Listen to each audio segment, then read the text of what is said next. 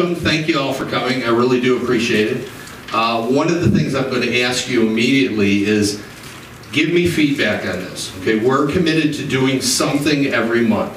Okay, we did the first community discussion in November. December we got washed out with this storm.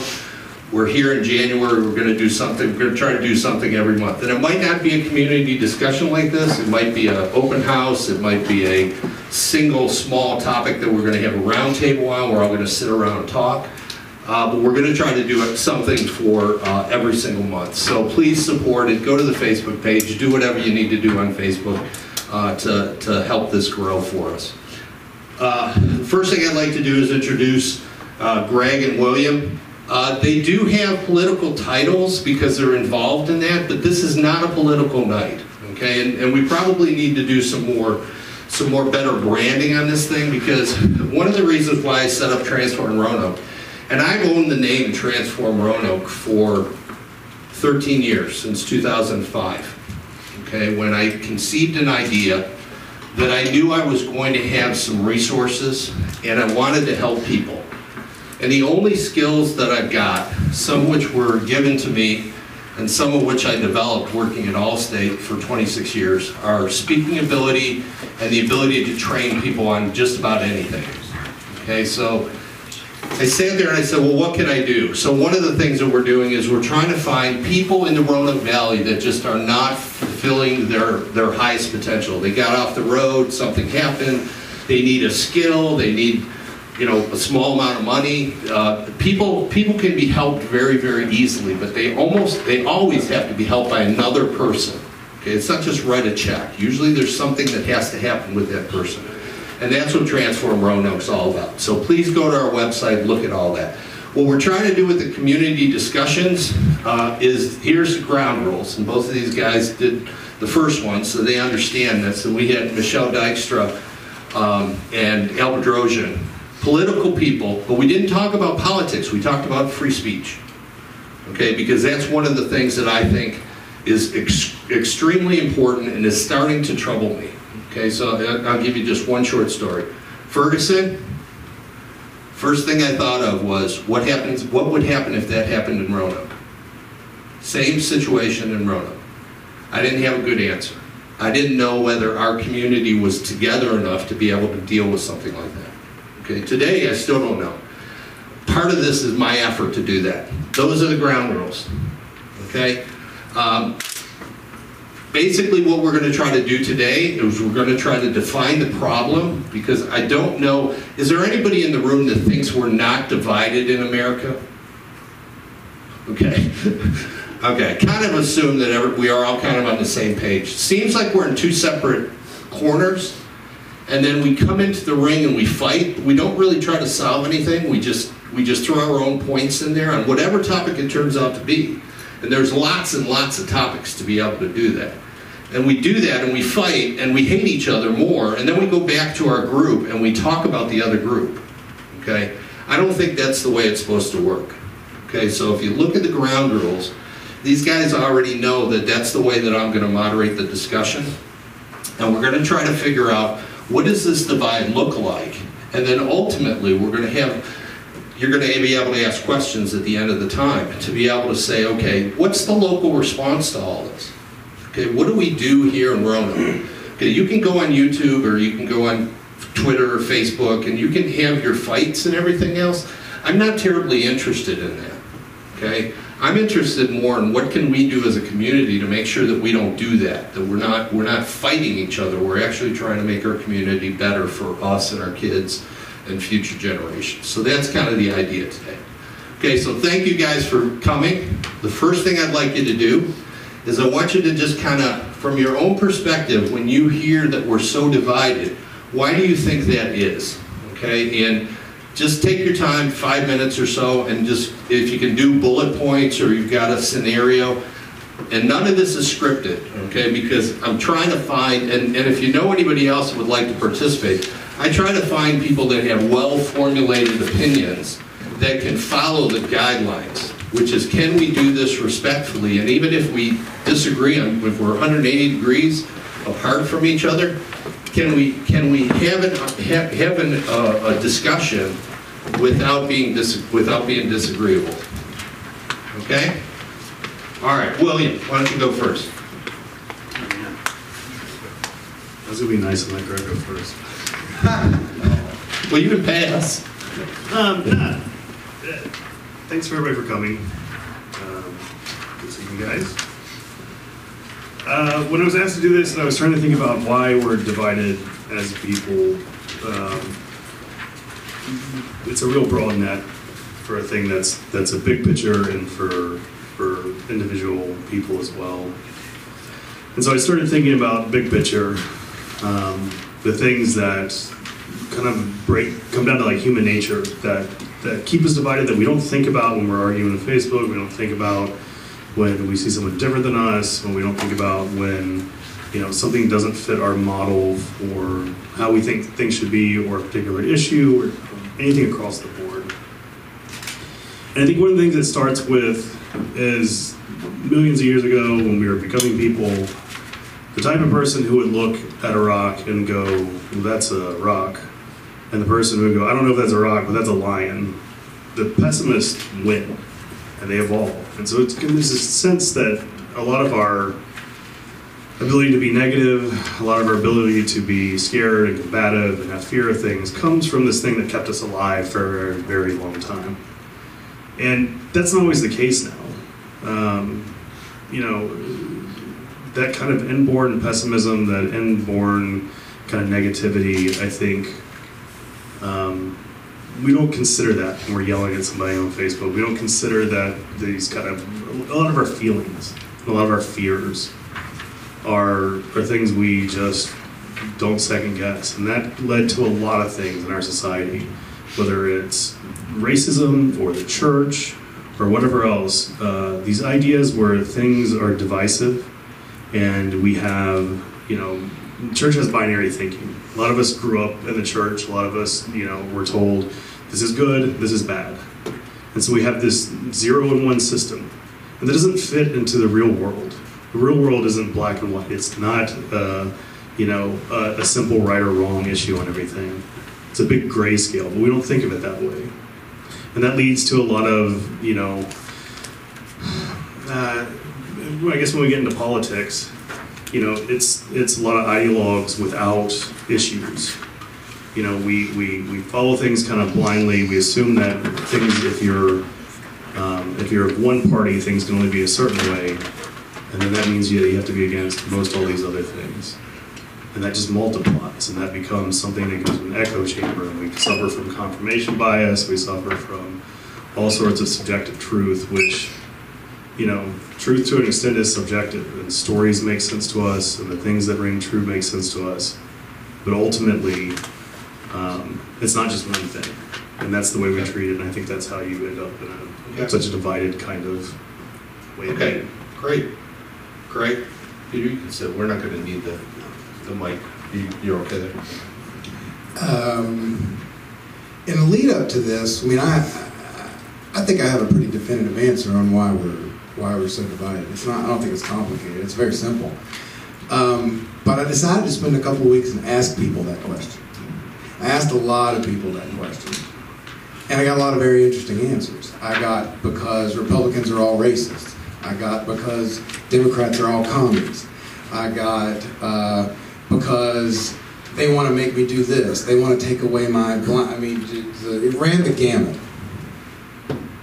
However, all of those things are all built on the exact same thing, which is power. And even though the answers were varied, every answer that was given to me actually fit what I believe to be the reason why we're so divided. So if you break this down foundationally, we live in a society that's controlled by a government. There are all kinds of government. But government is either going to fall, all governments are going to fall somewhere on the scale of authoritarian to free. And authoritarian governments, at any scale, part of the scale, create conflict just by their very nature. Otherwise, they wouldn't be government, because government is power, control, and wielding that power and control creates conflict. So and for clarification purposes, I define an authoritarian government as one that exercises power beyond using its power to protect people's rights. Anything beyond that, I think, is authoritarian, because that's really government's own responsibility. Only responsibility in the American system. It's a second paragraph of the Declaration of Independence, spells out what the American system is supposed to be like. And the Constitution was created to implement that. So, government creates conflict by overextending. And government uses violence to control the conflict. In every single case where government is involved in any particular issue, the underlying support, why government has the ability to force people to do things or to not do things or to have things or to not have things, is because it has a legal ability to use violence to make you, right up to killing you if you refuse. From the simplest seatbelt law to dealing with murderers, that's how laws are enforced. Is through the use of violence or the threat of violence, because most people won't make the government be violent if they'll just follow the rules. But if you don't, there are escalating levels of violence that will be used against you until you comply, up to dying. It will kill you. So, as the volume of government's authority against non-violent people. I mean, just the average person who hasn't murdered anyone, isn't stealing from anybody, hasn't done anything of any consequence or of any real illegality. Right? As the number of things you can still have violence used against you by government increases, the conflict increases. And more people come into conflict. Okay, so I've got a couple questions. Wait, I've got 2 more points. Oh, do you? Okay. So, when you have a government acting so authoritarian that almost every action a citizen can take or not take is somehow regulated, somehow controlled, and government is going to use force to have it be a certain way, you create a populace where most people are now in conflict.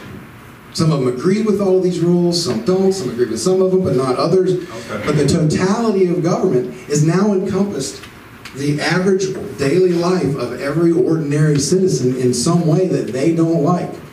And the more of that you have, the unhappier people are. Okay, so what's your last point? And so the last point is, once you get there, then who is in control of that government becomes a life and death situation for the average citizen. They start to see the control that this entity is going to have over them is the difference between life or death. These people have the ability to crash the market or lower the interest rates and make the economy run better. They have the ability to steal all of my money out of my paycheck. They have whatever you want to point to, it's there. But the point is that when government is so powerful and its authority is extended so far, controlling it is a life or death issue, or can easily be seen as one by the average person. So it's no mystery that when who wins an election is life or death for one group or another, they're going to fight to the death to try to win it. Okay, so let me just interject a point, and then I want William to address that. Okay, I don't walk around worrying about the government or how its authoritarian reach affects me. Okay, I thought it was more. I think there's a lot of pieces to this, and we're probably going to talk about social media. We're going to talk about cable, 24-hour news cycle. We're going to talk about all that kind of stuff too. But I don't walk around thinking that the government is affecting my life that way. Okay, and I don't. Maybe I'm just unusual. I do watch political TV and things like that. I know what's going on. But most of my day is interacting with family and friends and doing whatever I'm doing, working. I don't see that kind of pressure on me. I understand the point, but William, I'd like you to kind of rebut that, and then I'm gonna throw in a couple other things that because let me ask a question of Greg, just real quick. Has it gotten worse? Is the divide gotten worse over time? Say over the last 20, 30, 40 years? Oh, yeah. And it will continue. And it will continue to get worse until it's so bad that actual violence amongst people themselves. So it'll get worse because government is moving in a direction. Because finally the conditions are such that a large number of people can no longer stand it, and they will use violence on their own to try to take control of the situation. Okay, so now that's not Greg's rule. That's every conflict of a civilization through the history of civilization. Okay. That's just what happens. Okay, William. I mean,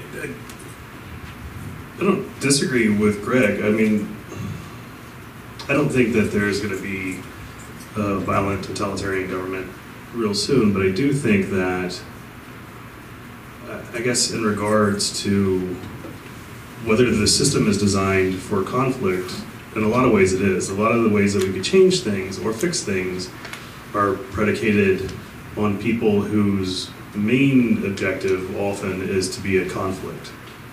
I mean, we have a really controlled two-party system that doesn't have room for a lot of voices. It has room for two voices, and often those are two very different voices that are often, like we have right now, is looking for conflict instead of compromise or kind of. What's the purpose of that conflict, though? I mean, there must be getting something out of that. You keep a base of people activated. Okay. You keep a lot of people engaged in whether it's financially or distracted by a process that actually doesn't do us a lot of good. I mean, to Greg's point, there's a lot of things that we're fed often that keep people angry. And it doesn't matter what you believe or what you think. There's someone out there who will tell you should be angry about this for a reason, and that in some ways there's things we shouldn't compromise on, and there's some things that we need to figure out better ways to do it. I don't know if that's the entire government's purpose. I don't think that that's I don't know if it's just a byproduct of the way that people are, but there has to be a better way than sort of what we have now. The kind of the dark alternative that Greg sees, the kind of everything's fine attitude about the government also. And I think if people, in terms of division and whether it's, being a gung-ho cheerleader for the government or being anti-establishment or whatever the case is, think of it as a better way and don't settle for your A and B options. Because I mean, if we're just talking about division, it has to be this way or it has to be that way. Well, that's probably not the best way either of them. Yeah, you were talking about the binary, now you're saying A and B. If you had more voices in the conversation, if you had a third or a fourth or a fifth party or whatever that had other ways of organizing our society under a governmental structure, would that make a difference? Yeah, absolutely. A partyless system, I think, if you got rid of just, because there's no room for bar voices on either side, and now there's no room for moderates either. So no one wins in these kind of situations that we have with a two-party system. If you just went, I mean, we all probably in here have a different idea of what a Democrat is, of what a Libertarian is, of what a Tea Party member is, what a Republican is, down the board, Democratic Socialist, whatever else. If there's room for more voices, there's room for more influence in the government. And I think in that regard, it prevents things that a lot of people don't want from happening. We don't vote on war, we don't vote on government shutdown, we don't have a say in a lot of these institutionalized problems because we're relying on two groups who I don't think are real focused on fixing the problem. Because whether it's organically or by design, that conflict it helps both of them. So, rather than a group of people who make less than $100,000 a year getting together and being like, we should have a greater say in this, we go, well, poor white people have to fight poor minorities. Because that's the way it works. It doesn't matter if the Republican agenda helps you if you're an impoverished white person, because you're poor and white, that's what you're supposed to do, is vote Republican and do this, follow this kind of play sheet. And it's ridiculous. And I think those are the kind of things where we will suffer from this kind of back and forth arguing, because it doesn't matter if I'm progressive or if I agree with some things in like a libertarian agenda or a far left, socialist Democrat agenda. I have to kind of pick and choose who I'm going to vote for and what I have to do a lesser of two evils often, because there's no one that really represents views on specific issues that we have, or specific things that could fix these things, or even just fix the system that already exists. And I don't care what party most people are in, there's so many common issue things when it comes to politics in general that we could fix if we just didn't go, well, it's just a gun issue. Well, it's not. It's not a transgender bathroom issue. Like, those are things to keep people like mad and against each other. Because ultimately those aren't the things that are changing. Right, and you said conflict, whether they're trying to create it or not create it. Greg, would you think, I'm assuming that you think that it's being created on purpose, or the two parties that we have are trying to do this in some kind of symbiotic relationship to gather their base and then have us fight? Is it? Well, messaging the way they do to rile people up the way they do is one, a factor of it works. Yeah, obviously it does. Human beings respond to that, yeah. So that, Alinsky is probably in modern times the first to explain it in very specific terms so that there would be a rule book on how to do it. Right.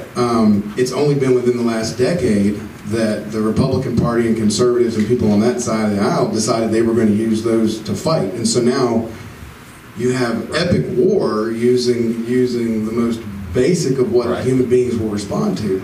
I wanted to go back and respond. Well, can I just add one more thing, just to throw this in? You were talking about biology millions of years ago. I mean, we're set up to recognize people that are not like us. Okay, that's biological. We know that. Okay, so when you walk into different parts of the country or whatever, you're looking for people that are like you. And just a real quick story, Allstate, we used to have people go into the cafeteria on their first day of work. And they'd say, well, this is not really a very diverse place. And they'd come back to the orientation class and they'd say, why? And they said, well, all black people sit over here, all white people sit over here, all the leaders sit over here, all the people who are in data processing sit over there. So that's just the way it is. I mean, that's biological.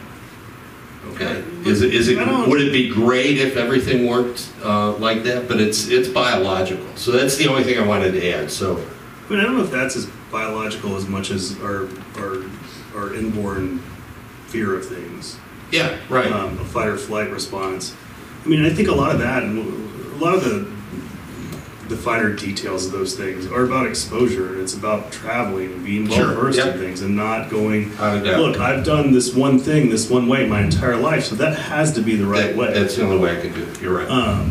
Okay, so I didn't need to get too much off track, but I just wanted to throw the biology thing in there because it's there and it's in all of us. So earlier you said that on a daily basis you never really think about the government doing anything. Yeah. And William said, there's Greg's dark vision of it, and then there's the vision that everything's okay. I just want to clarify a little bit that everything is okay until the police come along and tell you that this part of your land is being taken away from you so they can put a pipeline on it. And then things aren't okay. All of a sudden, it's war. Right. It's okay unless you care about unborn babies, and the government is who's in charge of whether or not you're going to let them kill the unborn. Yeah. Right. Things are okay until a business owner looks in his bank account and realizes that the state treasurer's office messed up and emptied their bank account, and they can't get their money back for 45 days because that's how the process works. Right. And I can do this sit here for hours and hours and hours. Yes, things are okay until and these incidences of until this happens, they're happening more and more to more and more people. Mm-hmm. And most of the time, people are not focused on it as specifically as this is an issue with government and this particular policy in the root. No, all they know is somehow they're getting hosed. Right. And it's the government that is enforcing this atrocity on them. And yet everything is great until it's your day for this to affect you. I guess I was going back to the name of the organization is Transform Roanoke. So I'm trying to figure out locally you know, how do we do something here? And I'm even into the situation of, do you know your neighbors anymore? Okay, so that's where I'm going with this discussion. I understand the political and the government side of things, and I understand, you know, how we've created these two sides, which is being amplified by social media and cable TV and, you know, lots of other things. There's certain things that came into our environment that amplified. Let me, William, and then we'll go back to Greg. I mean, I think if I could use me and Greg as an example, me and Greg, before we actually knew each other, fought like cats and dogs on the internet and got dumb about it and whatever else. And I finally just said, I was like, I didn't get dumb. But I mean, I have an internet temper a little bit. And it's silly, and I should. But you did something about it. Absolutely. So tell us that story. Well, I decided eventually that, like, I'm just going to sit down and talk with Greg because I can't keep track of it on the internet, and that makes you mad. And, you know, you're trying to use Facebook while you're trying to do 15 other things and that, whatever. And so me and Greg don't agree on a lot of stuff at all. And that's fine. Because when I came and spoke to the Tea Party with Greg once, and part of what worked on that was identifying things like pipeline's a great issue, and you can swap out pipeline for whatever else. I think regardless of what strata or political party or whatever else you identify with, there will be issues that everyone can agree on.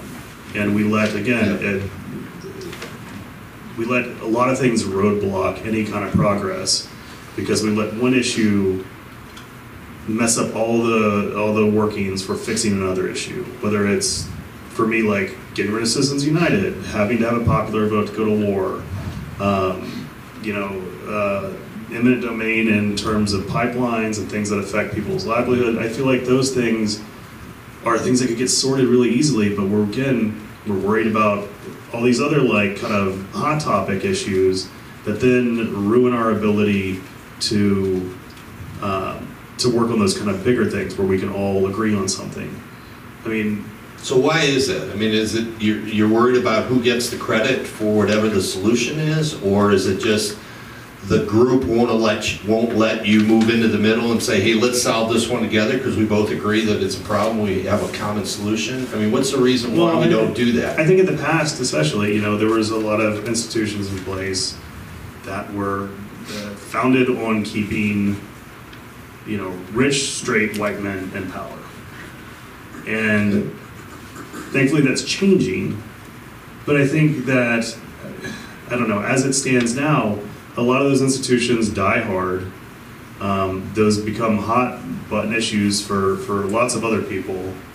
I mean, I read this article the other day. I think there's rich white men on both sides, aren't they, though? Oh, sure. I mean, so they're. But again, it's a two-party system. Yeah. It doesn't really represent most people. I feel like, you know, I read an article the other day where they were asking, Jerry Falwell Jr. was talking to the Washington Post, which I was like, I don't care what either of them say, it's a good way to see how this goes. And even Jerry Falwell Jr. was like, listen, you asked me how I support Trump, well, I believe in separation of church and state. Which, you know, I would say most progressives believe in that, most libertarians believe in that. That's a common issue, and again, it was something I didn't expect to hear out of Jerry Falwell Jr.'s mouth. But it's a true thing, but we never follow that kind of stuff. We end up going, well, yeah, but, you know, what if a transgender person gets to use the bathroom in North Carolina and they scare a kid in there? And it's just like, well, that's never happened. And in fact, just the other day, like a transgender person got beat up by a couple women in a women's room. And so like the opposite happens. But we let that one issue kind of decide the last election. And it was ridiculous because, again, I'm all for trans rights. It's an important thing because everyone deserves equal rights. But to make that an issue that we let divide an entire group of people as a hot topic for Republicans, that's the exact kind of thing I'm talking about, where we micro focus on issues intentionally to divide people. Okay. So it's an intentional picking of an issue that we know people are going to come into the to activate bases, to win elections, to raise money, to do all that. Okay, great. I don't think that there are any specific issues that you could get most people on behind. don't think the problem in that sense is the two-party system. It's that our civilization and control of it has become so pervasive in people's lives that every single thing is an issue now. I mean, what issue could you possibly get 90% of Americans to agree to? Like he mentioned the pipeline. We don't agree on the pipeline. They don't even inside the parties. It's not that the Democrats have one opinion and the Republicans have another. It's half of each one of those parties disagrees. There's no agreement on pipeline no matter how you draw the lines. And with most of these issues, that's going to be the case. So why does that divide exist? What is the core fundamental? I mean, take the pipeline example if you want to use that. What is the core fundamental issue or value that everybody has to tie into to come to a point where we can figure out the eminent domain issue and movement of product that we need from one place to another? What's the value? Before we had what we have now, we had a situation where government could only take land for government use. And that swerved into government taking land for private use if the government says the private use is going to be good for the government too. Okay. Which has opened it up to everything. So now we're not debating on whether or not they need somebody's land to put a road through. We're debating on whether they need somebody's land because the new landowner is going to build a bigger hotel on it and make a lot more tax money for the local government. So now you have issues brought into eminent domain that have nothing to do with does the government have the right to take your land. It's wow, this would be really good for our community if we had this giant hotel. And I'm sorry that that's your land and we're going to take it from you, but we're all going to benefit so much from this giant hotel. Yeah. So even simple issues have been, because of the extended level of control within that issue, have become fights. Right. Because you can't, there's no agreement on that. I mean, something that we should all agree on is everybody should have equal rights, right? Well, you only agree on that so far as you start explaining what that is, what right. Equal rights really are. Because what it seems to me is in William's world, equal rights is making sure that you've taken whatever put upon groups of people and conferred upon them equal rights to a list of things they get to do to somebody if their rights are violated. So you have special rights for transgenders, for women in the workplace, for, pick your group. If you had equal rights as defined by equal, there would be no groups. It wouldn't matter what color you were, how old you were, what gender you were. You have the same exact rights as everybody else does, but that's what I'm saying. As soon as you delve deeper into equal rights, there's a fight now because we don't agree on what equal rights are, and we're not going to. Right. Well, and this is where I'll throw in my philosophy. I think some of this is that we chop people up into groups. And I don't see that. I see individuals. I see a really good person. I see a really bad person. I see somebody who's struggling. I see somebody who's been really successful financially or whatever. I think some of this is we chop people up into groups so that we have two combatants, and that bothers me a lot. So I don't know how you get around that, because that's what we seem like we want to do. We're all citizens of Roanoke. That's the way I see us. And I would love for us to be able to handle some of the things that could come to our community. I raised 2 kids here. I love Roanoke. It's great. We're on a good track. Everything is, but there's issues that we're going to probably have to face, and I'm just trying to strengthen us and make sure that we're ready to work together to keep our community strong or better than it is now. Well, any thought about that? Yeah, I think the reason though that there are systems in place that do protect different groups is because of the way it had been for so long. The best example is a buddy of mine the other day was trying to tell me what kind of BS affirmative action was, because he knows a guy who's works in this place with doctors, and they interviewed an Indian woman also and this other guy for the job, and then the guy got along with everybody, liked to play golf, and you know what, they're probably going to hire the Indian woman because she's Indian. I was like, do you realize you just told me why we need affirmative action and we need that in the workplace? We need to identify things like that because there's a system of whether it's sexism or racism or whatever else that's built into most things. And so a lot of those things are transitional. You have to have them there until we can actually all have equal rights, because you can't re-educate everyone. You can't go, hey man, I know you've never seen, someone who's gay before, but trust me, they're fine. They're not gay people aren't pedophiles. I know you've never made it outside of this place, but like, you can't change everyone. And you can't change a lot of some biases that have been there for a long time. It'll happen slowly, but it's just getting there. And thankfully, a lot of the things that we have in place sometimes that are government enforced are birthing pangs of us making up for a lot of mistakes, or birthing pangs and protections we need to add because things were done so wrong for so long. And we'll get there. So we're correcting the sins of the past. So. Yeah, but saying that we should all have equal rights and that will just change everything is kind of like that all lives matter argument. Like, sure, all lives matter, but right now, like, there isn't a hunted class of white Christian people who are, there's a whole world of, like, gays and people of color and people that are different than them that are out to get them. There was no opposite of the Klan for Christians. There was no these things that, like, people act like, well, what about Southern rights matter and all this other kind of stuff. It's like, yeah, everybody is great, but right now, as it stands for thousands of years, you haven't been an oppressed, like, people. And so I think it's fine to say everyone should have equal rights and can have equal rights, but the problem is, even if we have laws on the books and even if we have this thing to enforce them, most people still default to their biases. And until you can kind of start to fix people, and whether that's the fear thing, whether that's people being more mindful about the bigger picture and not just their own sort of like subjective day-to-day life, it's hard to fix those things without laws or without rules and regulations. Okay. And I know that is not. Oh, he's like. ready. I can tell. He's got the microphone and ready. We have laws to fix bad laws that we've had.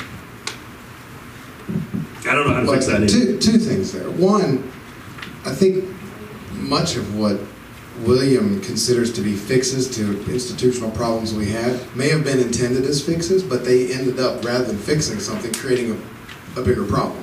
For example, when we ended slavery in the United States of America, all that was necessary to end slavery in the United States of America was amending the Constitution so that you would repeal the institutional slavery that had existed in the original 5 articles, right?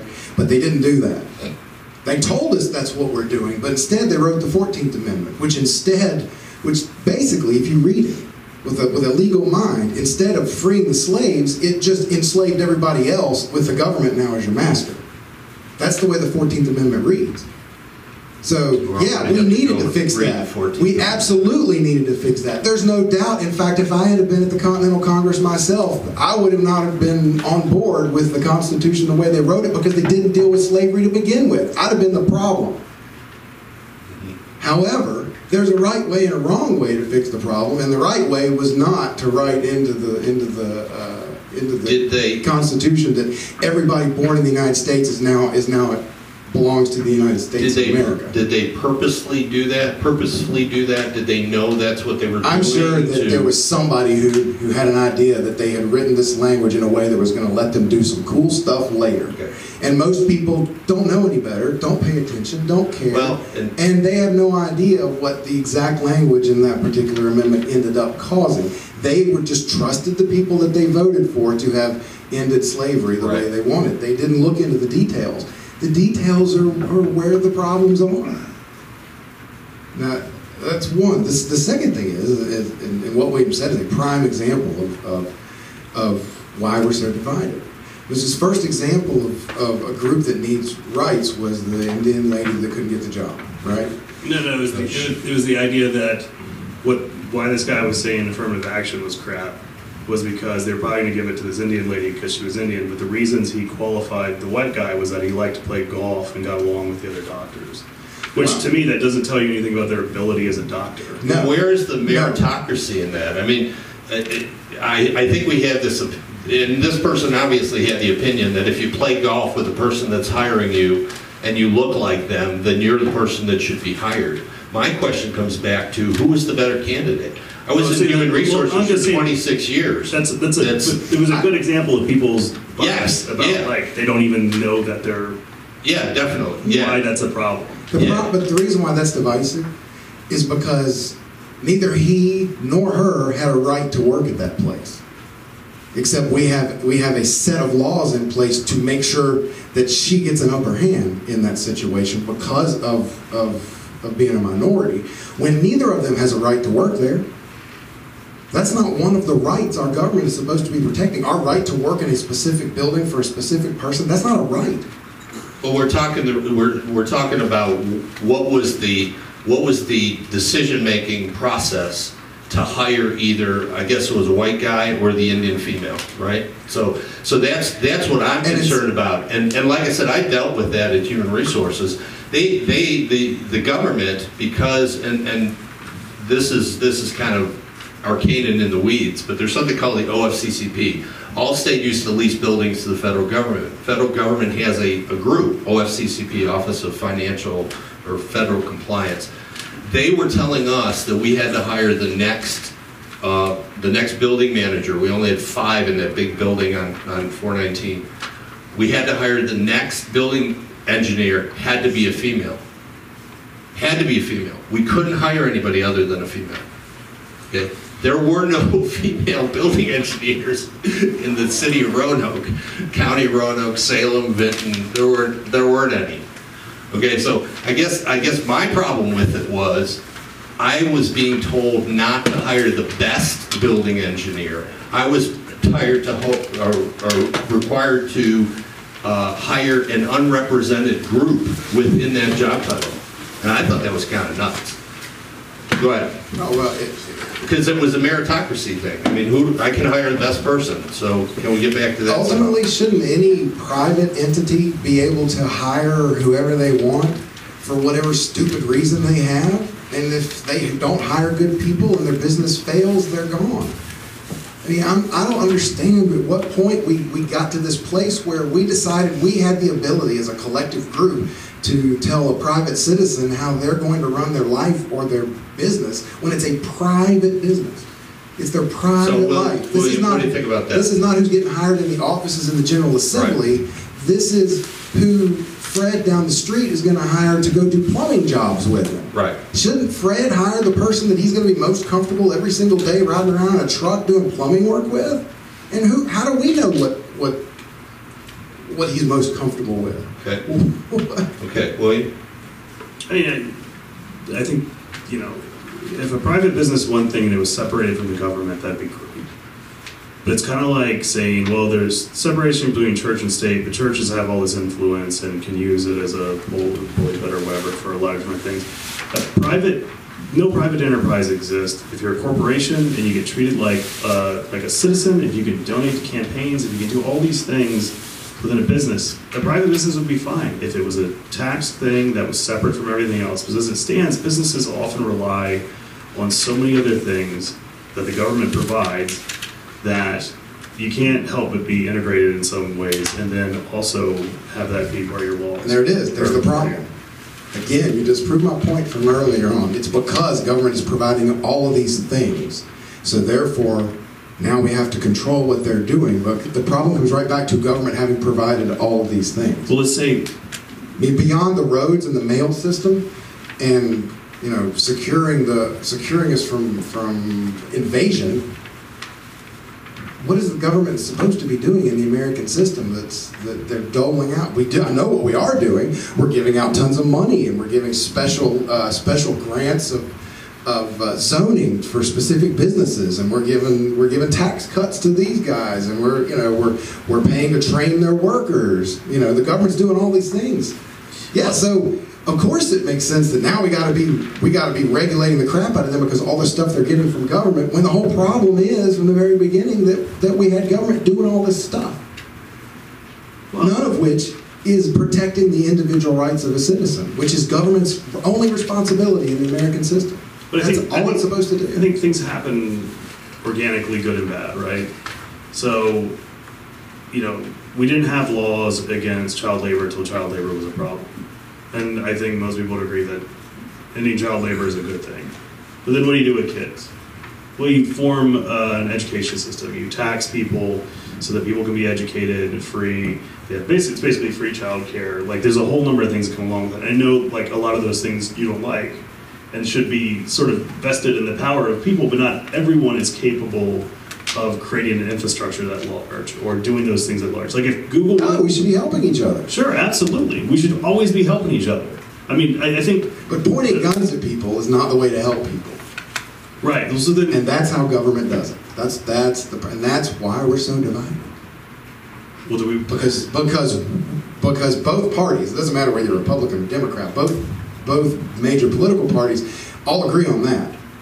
They both agree that government should have control, should use force to control. They just disagree about how they're going to control it. You know, they disagree on the details, but they're both all in to have this immense amount of government control backed up by the use of deadly force.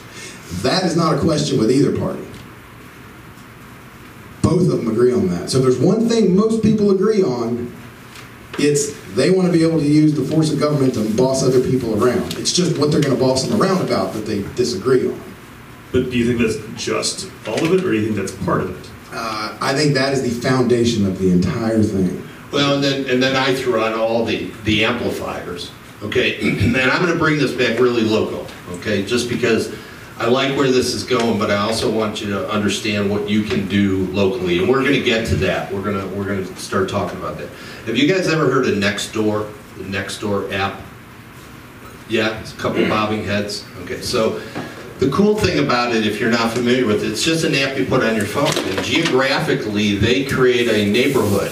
Okay, and you can change the neighborhood. I'm the lead for my neighborhood. Okay, so I can change the geography, and my neighborhood is really kind of self-contained. But the cool thing about it is that we can talk to each other. Okay, so if you saw my video this morning, a couple people mentioned it to me, said, Dale, you're out of your mind. I think some of this has to do with the way that we've grown as communities. Okay, and I said I think air conditioning was part of the divide. Okay, and people say, well, that's stupid. What the hell does that mean? Well, I'm 61. I'll be 62 in March. Everybody was out in front of their houses when I was growing up. Everybody had a front porch. Okay? Nobody had air conditioning. So during the heat of the day, people would go out on the front porch and they would sit out there after dinner when it was nice and cool, and they would talk to each other. We had sidewalks on every single street. Okay? That may not have too much to do with it, but I think it does from a local level, beyond what we're talking here about government and how we play in that arena.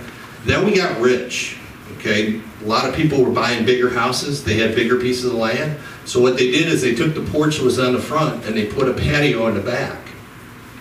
And then they put fences around it. Okay, and if you're my age and you didn't grow up in a community like I did, that's my experience. And I'm trying to figure out, okay, so I don't know who my neighbor is. I don't know if they're struggling with something. I'd like to be able to bring them a lasagna, you know, like my neighbors did when we were struggling, or dad was on, my father worked for a telephone company. He was on strike every 2 years. Sometimes it was 2 days, sometimes it was 4 months. You know, and he'd get his $35 to go walk the picket line and things like that. But everybody knew it, and we helped each other. Okay, so that's just one of the local things. Okay, so we don't get lost in the weeds here. I think this is a really valuable conversation. Well, you take it wherever you want to take it. But I don't think that has changed in some respects. I mean, if you think about GoFundMe, the amount of things that people raise money for collectively online. Yeah, that's a good point. You know, when I was flying, I was in Pittsburgh this week for work, and I was flying back. There was a lot of like open carry people who were flying out of Pittsburgh from a rally there. Now, they weren't from Pittsburgh. It was laws that they were creating in Pittsburgh, but they had to be able to communicate and organize somehow, right? And it's not because they were sitting on their porch and going, oh, hey, you like to open carry also. Right. You know, whether I agree with it or not, people are communicating and figure out ways to talk and So do you think social media has had a positive effect on the divide or a negative effect on it? I know it's got both. But it's like the government. Things organically happen terribly and great because of it. Okay, so there's good and bad. Yeah, I mean, it's... I hate 24-hour news. I think that was one of those things where I'm sitting there going, God, now I got people, you know, spouting their opinions as the gospel, and I have to hear it all day long because they have to have something to say. I'm not real sure I like the ABC, NBC, CBS kind of thing, 1 hour in the evening where they all talk about the same thing. But there's a lot of things that are changing the environment, and that's what I'm trying to figure out today. Greg, you had a thought about? Well, I think William's right. The social media, for example, has been good and bad. It's been bad because it's been a very effective way for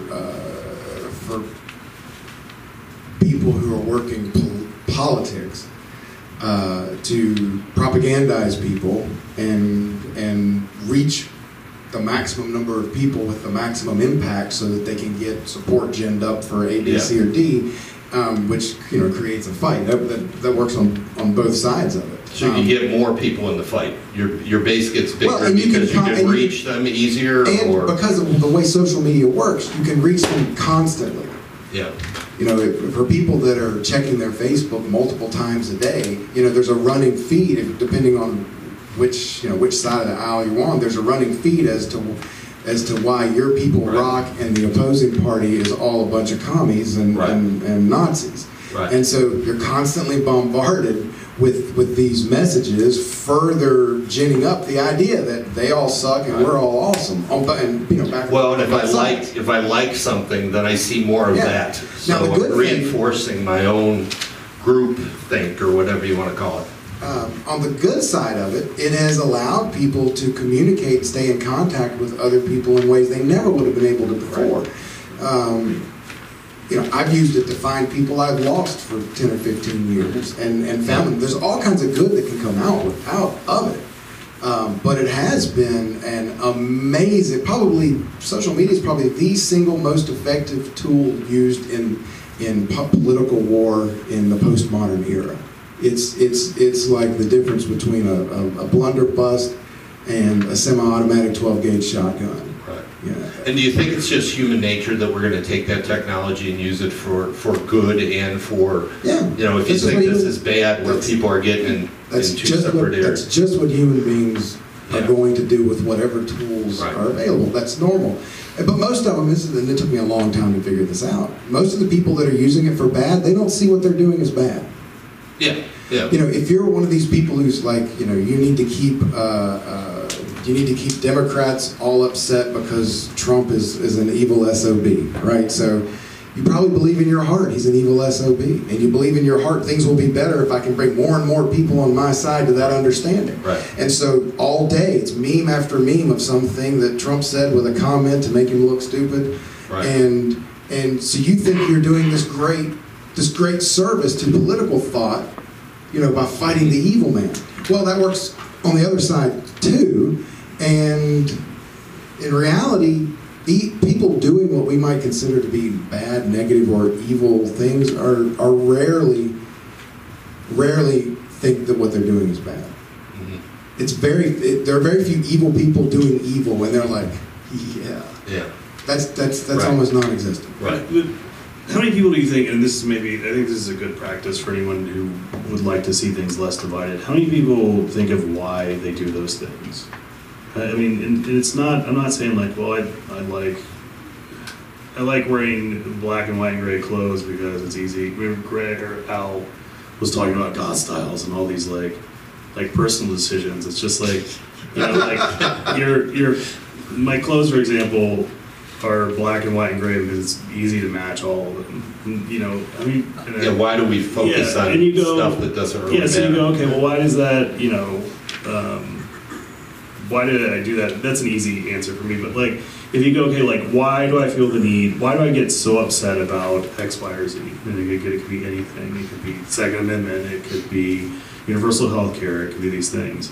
And I think if you have, again, me and Greg don't agree on most things, but I can see Greg's side on some things that I'm usually normally very adamant about.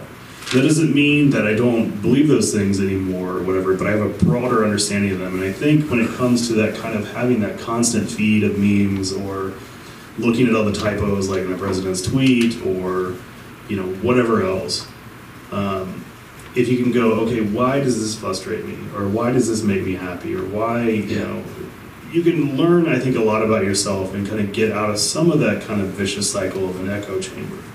You know, what scares me about these people? What, you know, because again, I'm not a huge open carry, and there's a lot of like things about guns I don't agree on. But you know, I was on a plane with a bunch of open carry people who were perfectly nice for the most part. You know, they didn't have guns on planes. They weren't, you know, picketing or screaming or whatever else then. And I'm sure they checked all their guns, which made me feel a little safer. And so it was fine. And so I think sometimes if you just go, okay, what bothers me about this? I need to really kind of sit with that, and I need to explore it further, then you can get out of that cycle, that very reactionary cycle, and I'm very guilty of this. You see something on the internet you don't like, and you talk crap about it. Or you say that person's a Nazi, or that person who just wants universal health care is a communist, or you know, you start putting labels on things, and you start figuring out ways to be divisive about it instead of going like, you know, oh man, our friend's kid has cancer, there's a GoFundMe page for that. I really don't agree with all these people who I went to high school with anymore, and they're contributing to this, I'm contributing to this, and maybe if we had universal health care, we wouldn't need to raise $150,000 on GoFundMe so this person could pay for their cancer treatment. And again, whether I'm on a different side of the spectrum at this point with that person, there's an avenue for me to go, hey guy, I know we haven't really talked a lot since high school, and I know we stopped being friends on Facebook because whatever issue, you're very much a staunch Republican, but look, we're both donating to this thing, and maybe this is where we start a conversation about universal health care instead of going, man, that guy just wants kids to die, and you know, whatever else, because he has a different... Well, I'll tell you, I'm kind of an amateur brain scientist, so I'll tell you two things. First thing is, people get something out of the conflict. Okay, their brain does something. Okay, it produces brain chemicals that make them feel better. Okay, so when people are on Twitter or whatever, you and whoever else does it, they get something out of it. Okay, so it's a benefit for them. Okay, it's a biological accelerant for them. The other thing is that people belong to groups because they belong to groups for social reasons too. So if you and I are friends and we have the same attitude about this, I'm not going to go against you, because then you're going to say, oh, I don't want to be your friend anymore. So a lot of it is social groups too. You know, that's why people who go to, you know, parties in Washington tend to talk about people that they talk with the same way, that they get drawn into that because they make all these hugely close social bonds based on the things that they think, and they're not going to change that. So that's another aspect from a psychological standpoint. Greg? You probably want to go back to something William was... So, as the only person sitting at this table who hasn't been blocked on Facebook for saying really obnoxious stuff, when you were talking about coming together and having conversations that aren't fights, in those Facebook posts that you've gotten popped for, or maybe even some that you didn't, what drives you to call people white devils? Or it was white demons. White demons. As opposed to the William that's sitting here right now. If Mitch McConnell was here right now, I'd tell him that he's one of those people. He's a white demon. And not in a way that's like racist, but in a way that like describes the kind of like fires he stokes in order to activate a base. I think he's a very smart person who uses a lot of very divisive things in order to further an agenda. And then the way that I described him, I think, you know, gets called an algorithm now because people being sensitive or whatever else, then I get blocked on Facebook. So that's why our first discussion was on free speech. And I don't disagree that Mitch McConnell is a very brilliant guy at manipulating people to get his way. But the difference here is that I would be able to identify almost the entire political class as being that way. Like, for example, Barack Obama did the exact same thing. But I doubt seriously you were on social media slamming our last president for doing the very thing you're slamming Mitch McConnell for. No, because they're two different things. You know, hanging out with the Sons of Confederacy and doing that is not something I feel like it represents some people, but it's not it shouldn't be part of our government.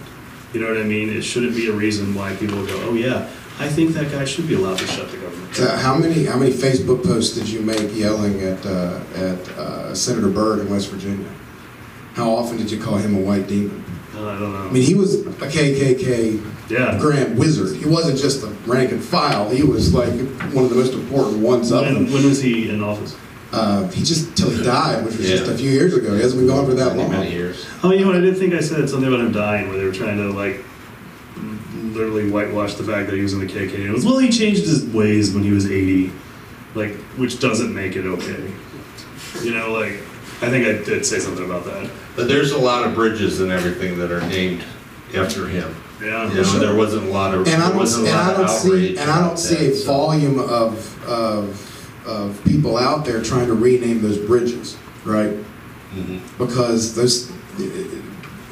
one side thinks your racists are bad, my racists are good, and the other side believes the exact same thing. The only difference is who's on what side. So how about this then, in terms of getting banned from Facebook and what's okay publicly and what's okay not? I don't even remember what the post was, and it's always the news, and you should never read comments in the news or comment on the news. But I lightly, of course, I don't know if any people would consider lightly, but I'm arguing with a guy about guns. And the guy says, well, if you want to know about guns, I'm going to come to your work and make you pay. A strong gun advocate basically threatening my life. I report that to Facebook. That doesn't get you blocked. Report that to police. Right, but I'm just saying, it didn't come kill me word. Spoiler alert. Well, he's probably not going to. Well, he's probably not going to, but that, like, me being critical of a senator for often using race in a bad way will get me banned from Facebook. And being critical of those kind of things, and I'm just saying, I think there's a big difference between, you know, having some commentary that involves, you know, a kind of racist senator and who is in charge of the Senate in 2019, and someone threatening to kill you on Facebook. That's okay. So saying like you got banned from Facebook because you're using divisive language is sort of different than being violent and whatever else. I mean, there's a lot of like. Well, true. I was just comparing. Yeah. I was just comparing some of the stuff I've watched you do online to you as a person in real life, and I don't see on Facebook. I don't see this Williams Sellari. No, I see the heavily divided army for Bear Williams Sellari that wants to slap Mitch McConnell down. I mean, I do. I mean, I don't physically want to hurt him or whatever. That's not part of the ground rules. Right. Yeah. Well, but I wish there was a way. I wish there was a way I could metaphorically slap him in which he would understand and change his ways.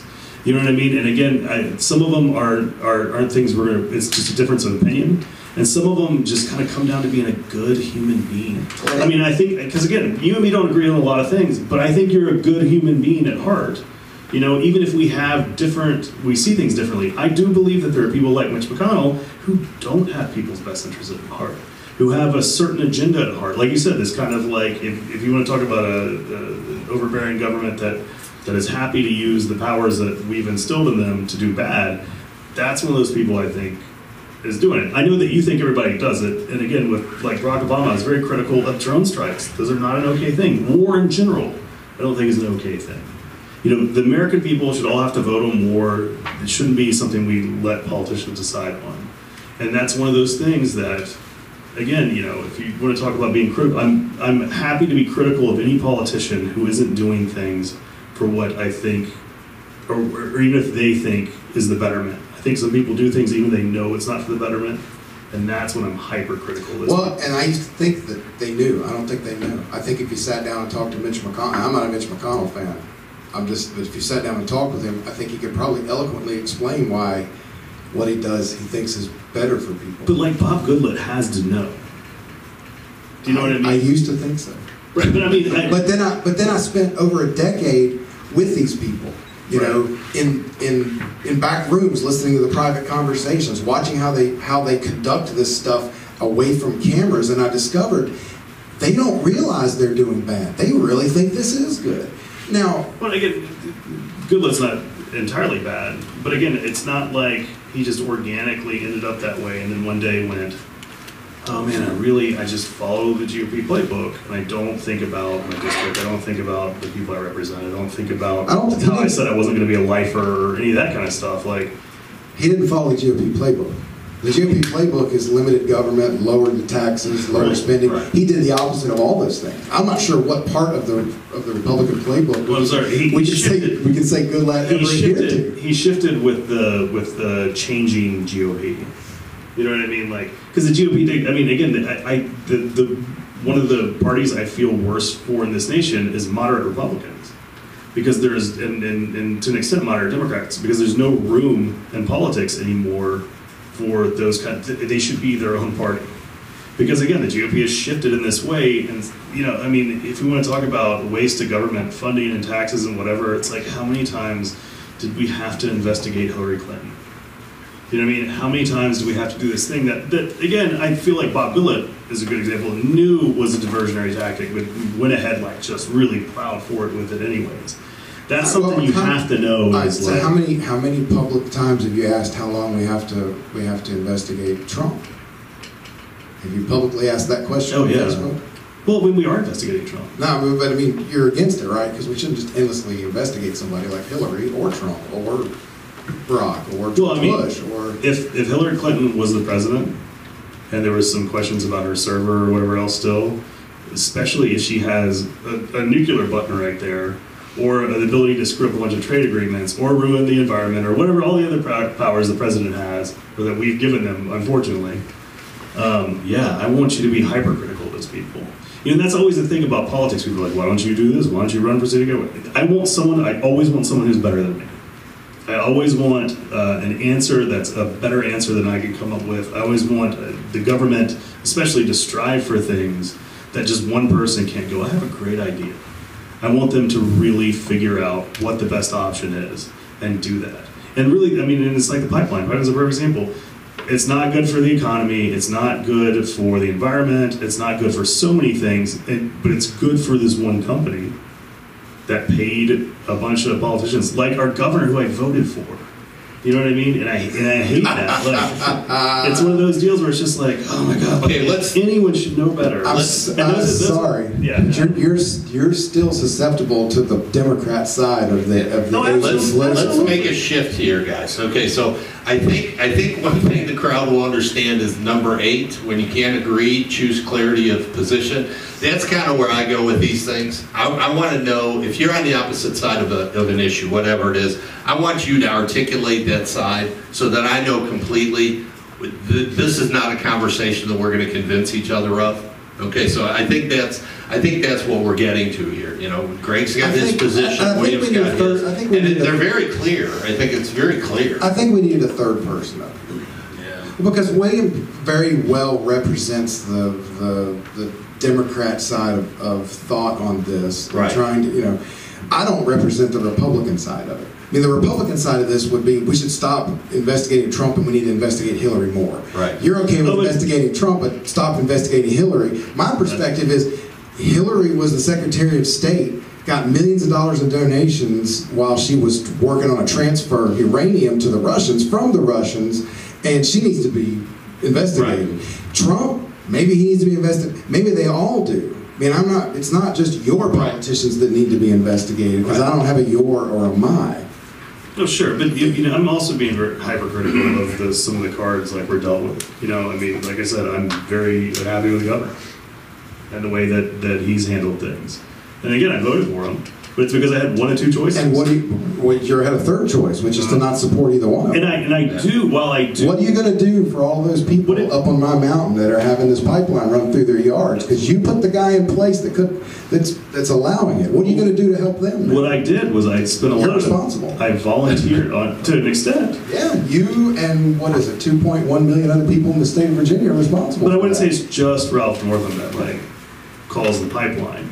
And what I did instead was I volunteered a lot of my time and gave a lot of my money to a candidate for the 6th district who was the only one against the pipeline, and was for a lot of things. And this is part of one of the earnest reasons I wanted to speak to the Tea Party and the Libertarians, was because there was a lot, I felt like, between Ben Klein and Jennifer Lewis, since we only get to pick between two people.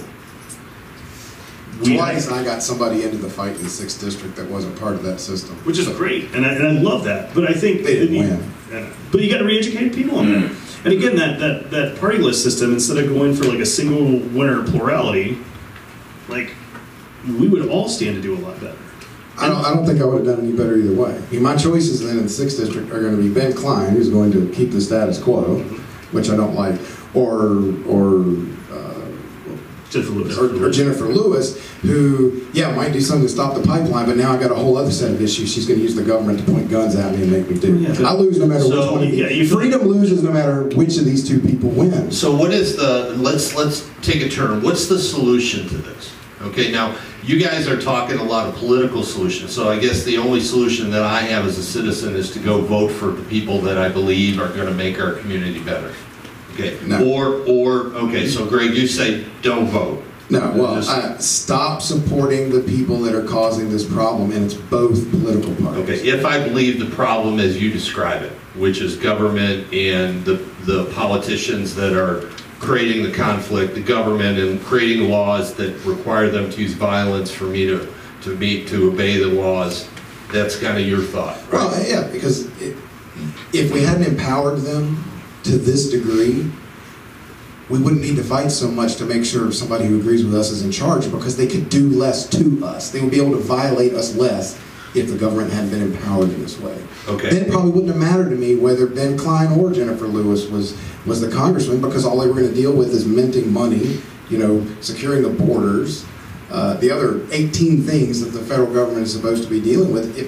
If those are the only 18 things we had ever let government do, that's all it's supposed to do, then we wouldn't have to. I wouldn't be fighting with anybody. So what do I do from your perspective as a solution to the divide? From my perspective, from an average citizen's perspective, what do we do to help the divide? To help it, or to help bring people together, to lessen the divide, to bring us together, to try to have solutions to problems that we agree are problems. Well, we've got to meet people in person, especially if we're talking about dealing with this in a community way. Social media is great for reaching out and staying in touch with people. It's horrible for the kind of thing that building deeper. Well, and this is a long format conversation. I mean, that's the other thing that drives me crazy. You watch Fox or you watch CNN or MSNBC or any of these shows, you hear 2 minutes and you hear the crust of the problem. You never get deeper than that. And that's one of the reasons why we're doing these long format things, because you guys have an opportunity to talk together with people watching. We're going to ask you guys for questions very quickly here. If William and I only ever knew each other on Facebook, he'd have probably gotten banned for calling me a name at some point. Yeah. And then I wouldn't know him. Did you just ask him to lunch, or did you ask William to lunch? He invited me to lunch.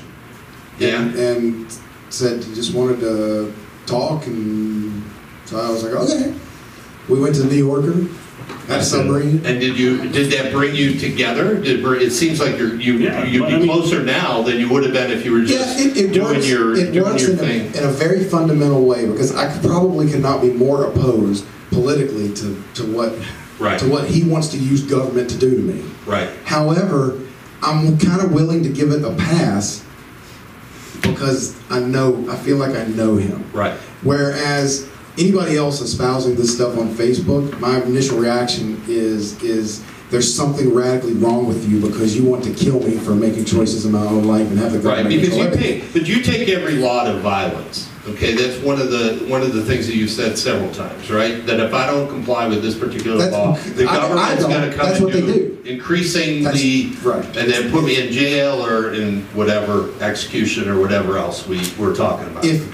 Non-compliance will get you killed if you don't stop it. That's just a fact. I didn't. That's as clear as I could ask you to be. Yeah. Okay, so William, what would your solution be from your side? What are some of the things that we can do as citizens to make sure that we don't make the divide worse and we maybe can make it better? Well, locally, I think getting involved with local government's huge. And John doesn't mind me talking about him.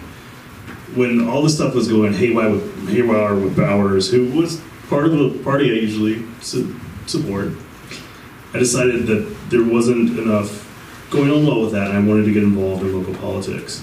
And when people like John run, or people that you support or you think can fix and change things, you put in the time and effort to work towards those change locally, because I think you can, especially right off the bat, you can have a lot more effect locally than you can on the thing that me and Greg were complaining about. It's hard to change Bob Goodlad. It's hard to change a president. It makes me, all that is, it's such a larger, other, more difficult system. It's not impossible, but I think it starts locally. And you know, you find the people that you feel like reflect the kind of positive you want to see. And John was one of our guys, Michelle was one of our people early on. And you know, in the second time around, it was another group of candidates. It was Joe and Joe. Who else did we do? Kyle. Yeah, and Juna and Right. Robert. Like I did a bunch of work for them to try to kind of further that, because I felt like for the city, those were the things that we needed. Okay. So I think locally, get involved locally. It doesn't matter what you believe in, what side you're for, whatever else. And then I think big picture, you know. Can I ask a question there? How will that stop the divide? How does that help the divide? Getting involved. I mean, I hope getting involved locally will help you have more control over things locally. But how does that start to eliminate the divide? I think party politics plays less into local government than it does on a larger scale. But personal politics aren't. True. I mean, so we're still fighting. All that stuff right. We're still fighting. Well, I think at the end of the day, though, someone like Joe Cobb, for example, has a skill set or a mindset which is to be more mindful, whether he agrees with you or not, and hear everybody out. John was great about the same thing. You know what I mean? It doesn't matter if we have the exact same opinion politically. Those are people who are willing to hear you out. Okay, so it's the temperament, the character of the person that maybe welcomes the conversation more rather than, And God bless, you know, former Mayor Bowers, like he was out at a bunch of places, he was meeting people, but he sort of had that same like Trinkle agenda. This was just part of their like dynasty and their legacy to do these things, and community building, you know, meeting with people, trying to do what they could. And again, it might not always be something you agree on. I think those people stand for those things more often than some of the opposition, or some of the people that I was especially running people against, or helping run people. So you're still thinking that the voting system, the government, the way we construct the government, have the periodic votes, that you should be picking the best person that you believe based on your values and the insights that you have with that person. But you're looking for somebody who at least can have the conversation with the other side. Yeah, locally, because if you want to run for city council, for example, you need 250 signatures. Mm-hmm. And that's a very attainable goal. Right. And again, you can tell people, listen, it doesn't matter if we have a completely opposite agenda. Right. I'm just asking you to sign this thing for my right to run, or to get enough signatures to run. And you can even write in people. And while I disagree with it, I love what you write in on elections. And what do you write in? Withdraw consent. I withdraw consent. Because again, if we get enough people to say we withdraw consent, something will happen. It might not be the result that you want, but if enough people say it, enough people do those things, then things will change. And it has to start small. No one can tackle a giant problem overnight. And again, the small things you can do are, and this sounds sort of country, but you can think about the big picture. You know, it's not just about me and always the way that I feel, because the other person who I'm often against is thinking about the way that they feel also, and what matters to them. Just another person. Right, so that makes sense. In the same sense, more parties make sense to me. You know, there's a greater ability for collation and compromise and figuring out better agendas that suit a broader range of people than just, again, A versus B. Mm-hmm. Because you're gonna, compromise does happen and people sort of lose and it doesn't make a lot of sense, and a lot of time is wasted on arguing over things that aren't even important. They're just, you know, it's like this wall. It was a mnemonic device that became part of a campaign strategy that is now well, we spent a lot of time talking about it, and I'd rather be talking about absolutely. Are you taking care of yourself, your family, other people, your neighborhood, your community? And I even am guilty of this now. Focus on the things that matter and figure out where those things overlap with other people. I mean, All right, excellent. whether it's something we agree on or not, I totally agree with Greg that violence in most shapes and forms is bad. It doesn't matter if it's the government enforcing it, it doesn't matter if it's people on people, it doesn't, whatever it is. And again, we may not agree on the extent of the way the government works or how to fix it or whatever else, but we have that point definitely in common. Well, you have clarity. Well, sure, and those kind of things can open a dialogue for finding other things. I mean, the best thing you can do in life is surround yourself with people that are smarter than you, that disagree with you, and that are different than you. Because that's the only way you're going to experience anything outside of just your own day-to-day, myopic way of being, because you don't know anything else. Good maximum. Greg, and then we'll go to some, if any of you have questions, we'll answer some questions. It's not a matter of voting or not voting. It's a matter of having the system where people have the ability to pursue things they're interested in and create what they want to create with other people who want to do it with them without having conflict. And everything you assign to government to do then is going to, regardless of how many political parties you have, is going to be a conflict. So if you have government schools, well, now if you want to make a change in your school, you can't just get together with the other people you built the school with and say, hey, let's do this. You have to donate to a political campaign, get a candidate, run an election, win, get a coalition on the school board, and then get the school board to do it. So there's nothing but conflict at every stage of that, which is going to divide people who disagree with you. Because we don't have in that kind of system, you don't have the ability for these people who want to do it their way to do it their way, and for these people who want to do it their way to do it their way. We all are required to do it a single way, and that single way we're going to use politics to figure out who gets to control. How could this end up in any other way other than conflict and dividing people? And that's the same for every basic issue that we've relegated into the public sector. That's why we fight. Okay. Because everything is a fight, from what kind of roof you're going to put on your house, to how you're going to educate your children, to whether or not you can even buy health insurance. All of these things are now a fight. I have to win an election so I can have the choice I want to have. Why? Wouldn't we be better off if government only dealt with the base rights issues it was supposed to, and then the rest of us can do whatever we want? Okay. With people who want to do it with us, that's how you reach peace and prosperity. Okay. Put your mic down. Peter, if you can find the hands, and then. The problem I had with the argument that you just presented is, I explain it as a civilized society, because not everybody does things that aren't selfish and don't marginalize other people. I think William used a good example of when industry marginalized kids and used kids for hard labor. We have pictures of them here in Roanoke and in Norwich. The government reacted and made laws to make sure that wasn't going to happen. And it was a response to something that was bad, something that needed to be fixed. So when something needs to be fixed, rules and regulations come up to fix that. If you didn't do that, then people will do what they always do, which is do what's in their advantage. When y'all were talking earlier about the same subject, I thought about what's the TV show that was advertising firms back in the 60s, where they were all white guys, and the women couldn't get ahead because it was the system. It was the system that was keeping the women marginalized. They couldn't participate and be part of what the white men were doing in advertising. They couldn't make the dollars, they couldn't get the promotions, they couldn't even be part of the system.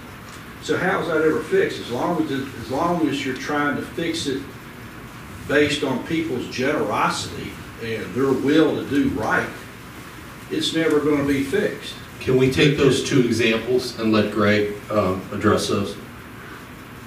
Because I think it was, and my question has always been, what role does government play in a regulatory environment when we're concerned about child labor and we know that there are companies that will abuse them, or the situation with affirmative action? I think if you've decided that the only solution to anything like this is going to be government force, you've failed already. I mean, that's such so what's the alternative solution? To both of those? Well, we want to have a 2-hour conversation on that? Yeah, well, let's just start. There's not a simple answer to solving it. There's a very long answer to solving it, which is no less long than the answer that we ended up with. No, well, what would have been if we had government as you saw it back when we had child labor and we put in child labor laws or whatever? What would have been the alternative solution? Well, okay, we're going to define child labor. Is a child growing up on a farm who does 3 hours worth of chores in the morning before they go off to 3rd grade and comes home and does chores until the sun sets? I'm talking about a 10-year-old that was at the weaving mill at some industry down in Norwich making money. Why do you care about the farmer's kid? Why is it only the industrial worker that you seem to be upset about? What about the farmer's child who works 7 hours a day around what limited education they get? I think part of it's because we decide what. Go ahead. Go ahead, Woody. I mean, when you look at child labor, I think it's pretty clear cut. You know, being what's the I'm blanking on the name of the book. About working in factories in Chicago. Factory man. No.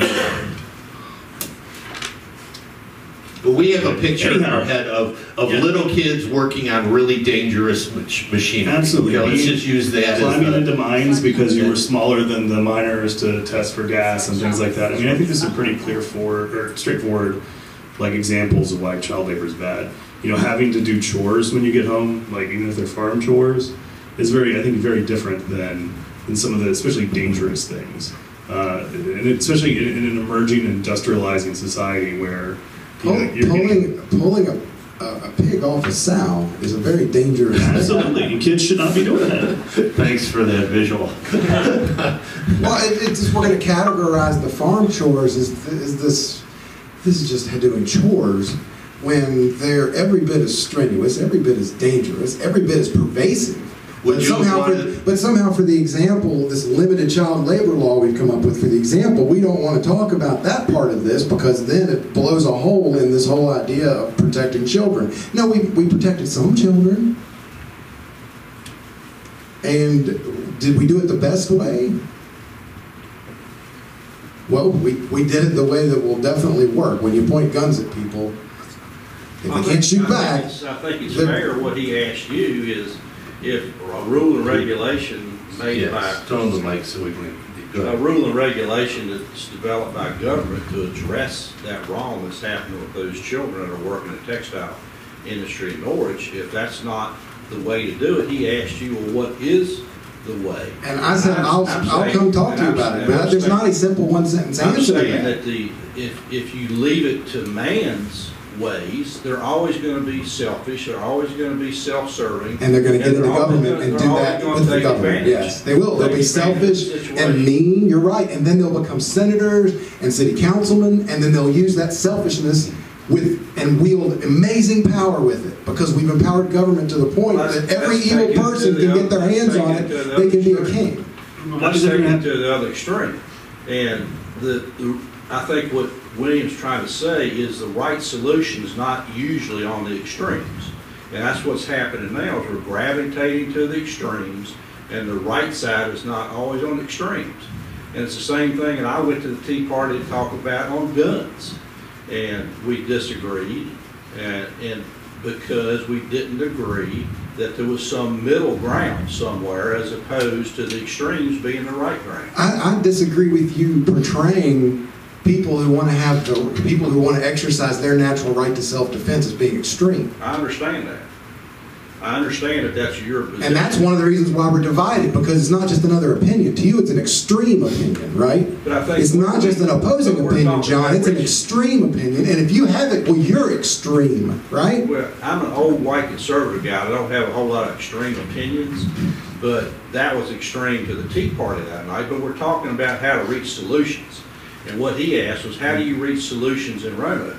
And what I came to the Tea Party to talk about that night was communication, collaboration, and compromise. And what I got that night was, there is no compromise. Some things, yes, wait a second. You're going to stop there, or you're going to say 16 things that need to be addressed, and I'm not going to get to address even the most important one of them. Some things cannot be compromised. There is no compromise between tyranny and liberty. There's no compromise in many of these things. How do you compromise the difference between somebody's freedom and totalitarian control over them? I know you have the right to worship as you see fit, but we're going to have to compromise on that because some of the things you worship scare me. So we're going to have to compromise. You can't just force people into a compromise because you don't like what they're doing. That's not compromise. That's force masquerading as compromise. My people will remain in a continued argument then because there is no ability to compromise. Well, sure, there are things you can compromise about. You're just not picking those things. This is the same thing that happened the night I was there. I couldn't say anything because you just want to say everything. So what I'm telling you is, if you have a society and 50% of them think this way, and they think that their way is the absolute right way and there is no compromise, and we have the other 50% of the society that thinks the exact opposite, and there is no compromise on that, then there's never going to be any middle ground that we can reach to come away with. Why can't both of those two people have things the way they want and not have to interact on them at all? Why do you have to force these two opposing thoughts? There's a section of citizens in Roanoke that don't feel comfortable with people walking around with assault rifles, loaded assault rifles, just because they want to have the right of walking around with an loaded assault rifle. So it's just because those people don't feel comfortable. Is that the reason why we have to compromise on that issue? Because those people don't feel comfortable? Because if that's the test, John, if the test is we've got a group of people, they don't feel comfortable because of X, right? And that's the test you need to force somebody to have to compromise something they feel is their right. Now, everything is open to debate. Everything somebody does in their entire life. As long as you've got a group of people who don't feel comfortable with you doing whatever it is. The reason I came there that night was because of Facebook, because I had suggested in City Council that we ask the state legislators to allow Roanoke to decide whether we wanted the right to prohibit loaded assault rifles in the city of Roanoke. And then Facebook from the Tea Party, and you specifically, went wild and called me every name in the book. I ended up being an ignorant fascist train wreck. So I reached out. I think you have me confused with Daniel Heiberger. Well, I didn't go crazy and call you every name in the book. That was somebody else. The Facebook page did, not you specifically, but you started the posting to begin with. So that was after one of your supporters stole the sign. You don't even have. You're telling me I've done things. You don't even have connected to the correct thing, John. Girls need to get a room. Yeah, girls need to get a room. Yeah, and this is kind of getting personal because, you know, I understand that you came to the Tea Party and you were trying to compromise. I think that's wonderful. What happens on Facebook, you know, as far as I'm concerned, they can do whatever they want to do. Okay, but I guess the question to both of you is, if you guys were to sit and have a lunch, what would be the outcome? Because on both sides, I'm not real sure that we're trying to solve this. What we're trying to do is we're trying to say, okay, you're part of this group, I'm part of this group. Okay, if there is no way to compromise, why even have this discussion? I don't understand what it's providing both of you. I don't understand it. Okay, so what is it that you guys are trying to do? Because I think you guys are going this way, and the intent of the night was to pull people together. So you have a thought? I'm really struggling with this because I don't understand. You know, if Greg believes one thing and John believes another thing, that's something that I think you guys should have a conversation about. Okay, and if you want to debate in a forum like this, I will moderate that all day long. You can have that conversation. But if we get to you can't agree, but you're clarifying your position, that becomes old. And then what it does is it starts dividing people. Because then they say, oh, I'm with Greg or I'm with John. I mean, I don't care about any of that. Yes, sir. So I just and put it up to your mouth, please. Sure. Well, I don't know if I have any. Yeah, it's on. Okay. So I don't know if I have any. Peter, make sure, please.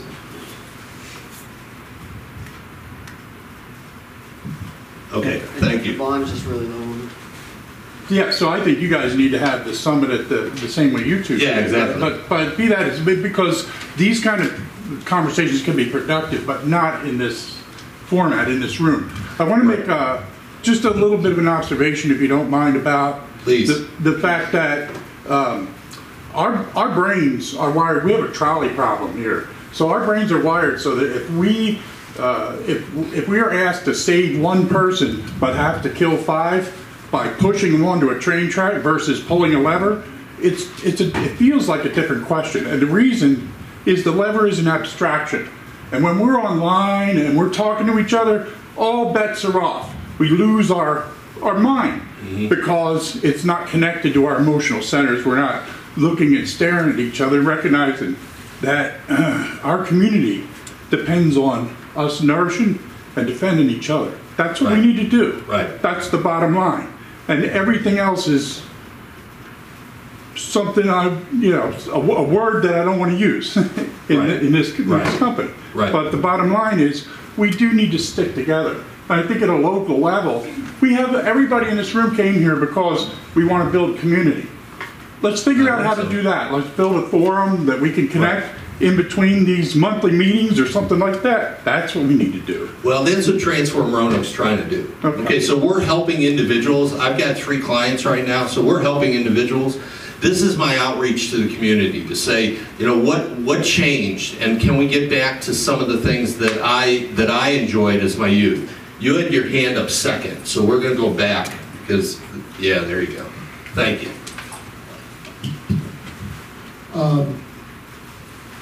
First of all, I feel that when I saw the Great American Divide, I was thinking something totally different, and I told Mr. Thompson that because I think the Great American Divide goes all the way back to the Constitution, where all men are created equal, all white men are created equal.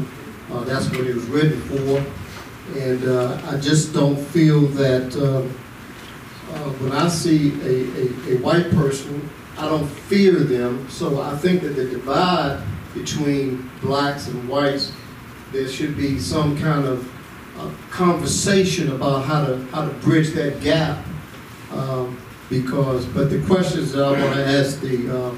Sellari and Mr. Aldridge is, what is the difference between liberty and freedom?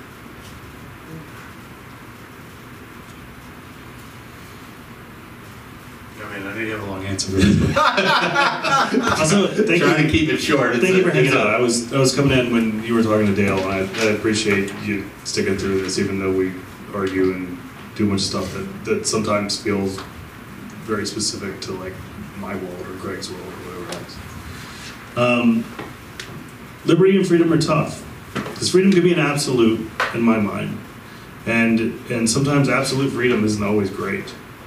Liberty is some of those things that I think about where we do invest power, like in the government, to keep us free from things. So liberty is almost the ability to do things and the ability to change things, and freedom can be freedom from things. It can be, it's almost like unmolded clay. You can bake out of it whatever you want. Sometimes that's great, and I don't think an authoritarian government's good. I don't think government overreach is good. But again, I do see positive sides of the government. Liberty, whether we always get there or not, is one of those ideals that I think we should have. I mean, liberty and justice for all, right? In terms of freedom, it's kind of like freedom's tough because it's big. It's real big. It can mean a lot of things. And sometimes those are good, sometimes they're bad. Freedom of expression, the last talk we had, there's some great aspects to it. One of the things we got into the last debate was talking about people's freedom to go to pro-life rallies and hold up signs of dead children. There's a freedom that guarantees you that. I don't know if I agree with it. It's not great. So it's one of those kind of gray areas of freedom. I think liberty, I don't think there's a lot of flexibility on what it is. Being free from things, as ability to freely engage in them, I think is more liberty than actually freedom. Well, and social media is dealing with this big time right now. They're trying to figure out algorithms and who to kick off, who not to kick off. Should they kick off anybody? They're dealing with a whole bunch of stuff that's going to be really difficult to figure out. Very complex. Greg, can you answer John's question? We tend to use the words for the same thing. In postmodern America, liberty and freedom, they're not distinguishable in most people in their heads as to what they are. The etymology is different. So liberty, an example, to be at liberty, a lot of the way the word liberty is used is to be in a position of choice, movement, and activity that's unencumbered. And that's essentially to be at liberty. More specifically, using the word freedom, I mean, I think Williams is onto something. And freedoms tend to be things that we think of as having been granted. Government's granted you the freedom to do this and the freedom to do that, and that's not really how it's supposed to work. And our founding fathers failed miserably when they created the Constitution, which was supposed to enshrine the 5 core principles, which Thomas Jefferson wrote in the Declaration of Independence. I mean, we're all created equal. It didn't say all of us white people are created equal. But that's what it means. I don't think, and I don't think they even thought about it that way. Well, because well, let me say this. You see, liberty means, freedom means you have no external control of it. Liberty means that you do. I mean, freedom. Freedom means that you have no external control, and liberty means that you do. So, in other words, as a white person, you can go anywhere you want, pretty much, without any external control of it. So you have freedom. I don't have that freedom. Well, I can't do it in Dearborn, Michigan. I can't do it in Boston. I can't do it. I mean, there's... For the most part. Let's look at the big picture. For the most part, you don't have external controls to bar you from different places just because of the color of your skin. I do. Well, no. So I don't have freedom, I have liberty. Right. So for me, being barred was... question, just for my own... how old are you? Do you mind me asking? 65. Has it gotten better? No. I mean, so we're not moving in a positive direction to allow you to have more freedom Well, as a black man? we don't have conversations that people need to have, because I grew up in Roanoke, and when I moved up on Hanover Avenue, I grew up, all of a sudden, it was a white neighborhood. All of a sudden, you have for sale signs because of white flight. Right. And Lansdowne was all white. But I went to an integrated school in the 3rd grade, so I'm kind of like you. You treat me right, I'll treat you right. Right. But if you don't, we might fight. But at the end of the day, we can still walk home together after school. Right. Yeah, that's what we're trying to get to. No, I don't see it getting better, but I don't think that Mr. Trump had anything to do with it. It's been there. Okay. He didn't make it worse. Okay. You had one more. Did you say you had another question? No. Oh, okay. Yeah, all right. I don't want to. Yeah. Can you chat with me at the end of this? I'd love to just kind of explore that and where we go with some of that. Yeah, first of all, when I came here, I thought it was going to be more of those types of debate. It's turned more to political debate, which is you guys' field. That's just my observation. I think we should thought about those issues, how to raise our kids. I have a 7-year-old and I want her to be in a better world. I grew up in a different country. I had no idea what racism is until I moved here.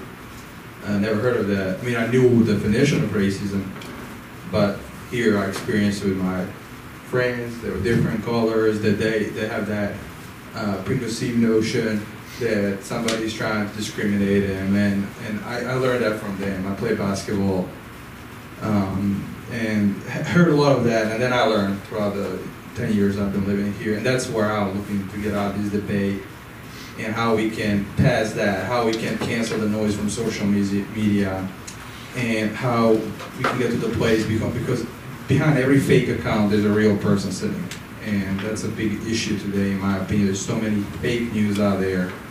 And another also point is, I also see, there's the point I want to make is that if you support, let's say, I'm just saying gays, and you make a comment saying, hey, I support Pride Parade, everybody's going to like you. And if you say, I have issue with that because so-and-so and so, people are gonna judge you on that. And I think that's not fair. I think, like you guys said, and you made a great point, there's always 50-50. Some people are gonna support the issues, some people are not gonna agree with it. And how do you guys think we can raise our kids to be in a better world than we are? And do you think that wave of racism, sexism is going to fade in the years to come? Or do you think we're going to be in the same place where we are today, 20 years from now? So kids in the future. How would you advise somebody to raise their kids to make it better? Well, I have a 5-year-old and I have an 8-year-old. And so what I do with them is I try to expose them to as many things as I can. You know what I mean? Like, it's 65 growing up in Roanoke. I did a thing for the Harrison a while back about everyone who was part of the transition between segregated schools to being non-segregated. And again, I wouldn't have known any of that stuff unless I had talked to those people directly. Just like, again, you know, if you're against a gay pride parade, that's a fine opinion to have, but voicing that why with those things. And again, the thing I always tell people to explore, and you know, whether we thought this was going to be about race or whatever kind of division it is, things I teach my kids is travel as much as you can, learn as much as you can, meet as many different people as you can from, you know, try to do, you know, mindful of the things you watch, even. And my kids love TV. But I don't like the things that are very myopic, that are just, you know, hey, here's a totally normal, you know, family that looks exactly like you do and does everything like you do. And they can watch some of that stuff, but that doesn't need to be the only thing that they watch. You know, trying to give people exposure, trying to have people, you know, even if you disagree with them, understand those things. Those are what you teach your kids. And again, I'm sorry if people thought this was going to be about why race is divided in the country, or any kind of, you know, their sexuality or whatever else. I think the big picture for me, and again, the things I would teach my kids, are the same issues that I feel like you can fix racism with, you can fix sexism, you can fix a lot of the problems that we have. Again, surround yourself with people who disagree with you, people who are smarter than you, see the world. Get outside of that Facebook bubble or that echo chamber or whatever else. Yeah, and if you watch MSNBC all the time, watch Fox or watch something else. If you click on stuff that's conservative on Facebook, click on some other stuff that's on the left, because then you're going to get some different opinion. It will help you grow. I know it's going to help you grow. Now, you may not change your opinion because of that, but it's going to help you grow, and it's going to help you have substantive conversations like hopefully we had today. Greg, your response to Don't watch MSNBC or Fox News. Turn it all off. Don't have a TV, probably. To your question, one, it has to be done with children.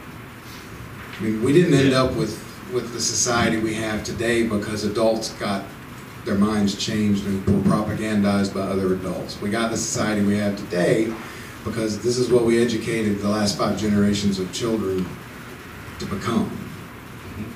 So you have to teach children. If you want a different society, you have to teach children to be something different. The one problem that we face there, and Dale touched on this earlier, is some things are biological. You can't train biological human beings to stop identifying things. That person's tall, that person's short, that person's black, this person's white. You know, he's got on a hat, he doesn't have a hat, I'm bald, you have hair. You can't, we're just going to do that. What you can do is teach children not to apply those particular attributes to a decision-making process and apply value to them and act on it. So you shouldn't be making decisions on good or bad based on tall and short, black and white, bald or hair or whatever that is. It should be based on the behavior of those individual people and how they treat other people. And understanding that we can't stop them from seeing differences, but we can stop them, how they react to them, I think is a big key in in changing the nature of how all of us treat. We did that for 5 generations. We put a serious dent in the way people treated each other 30 years from now. But they're still going to go, you have blue eyes, you have red hair, you have, you know, you're from Ireland, you're from Mexico, those are just. And I'm gonna finish up answering the question because that's Stefan, my Serbian son. So, lived with me for 4, 5, 6, seems like long time. And I call his daughter, his 7-month-old daughter, my 3rd grandchild. So I'm going to tell you what I think it is. People aren't members of the group. All black people are not the same. All white people are not the same. I want to know who you are. I want to talk to you. And I want to determine whether you're a good person, a bad person. Can I help you? Do you need help? Can you help me? And if you focus on the individual, you don't have a lot of these problems. And that's my answer. And right, wrong, or indifferent, that's the way we're going to close this thing. I know you had a question, so is it a quick one, No, or is it? It's not a question, it's a comment. Okay, please. And then you'll close the meeting, Okay. and then you guys will get cookies and water, and I'll shake your hand and thank you for being here. Go for it. Okay, I want to thank you gentlemen for volunteering your time to discuss this. Me too. Like the previous guys, I thought I was coming for one thing, but I did have an open mind that it was going to be something else.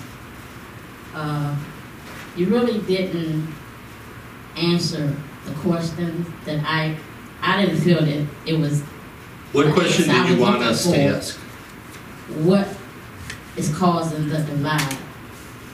And I think you both hit around it, but you didn't hit it. What do you think it is?